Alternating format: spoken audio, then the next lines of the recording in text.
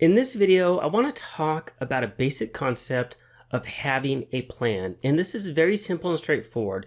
And really what it comes down to is being forward thinking when you're playing a hand.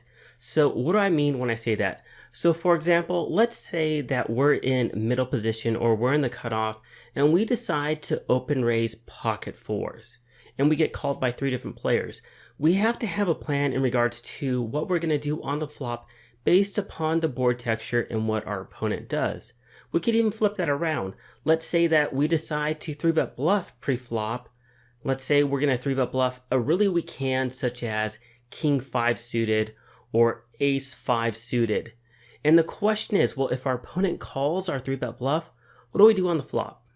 Or even going a step forward, let's say we get to the flop and we called pre-flop and we end up flopping a really strong draw, such as an open-ended straight draw or a flush draw, and we decide to check raise the pre-flop raiser when they fire out a continuation bet on the flop. Well, what do we do if they re-raise us? Or what do we do if they call? And I want you to think about this now, and I know we haven't talked about our pre-flop and our post-flop theory and strategy, but I want to make sure that I talked about this now because I want you to think about everything being integrated. Whatever we do pre-flop is also going to be integrated with what we do post-flop.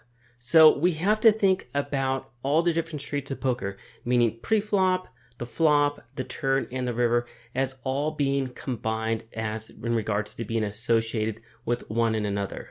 Our actions on the pre-flop are going to be associated with the actions that we take post-flop. And I want you to think that way because I want you to have an idea of how you're going to play a hand from the beginning all the way to the end. I just don't want you to think, oh, well, I have this particular hand. I think I'm going to 3-bet bluff my opponent. Or, oh, I flopped a good draw on the flop. Let's go ahead and raise our opponent. I want you to think about, okay, well, what do I do if they call? What do I do if they raise? And so forth. And it's all just about having a plan and being forward thinking.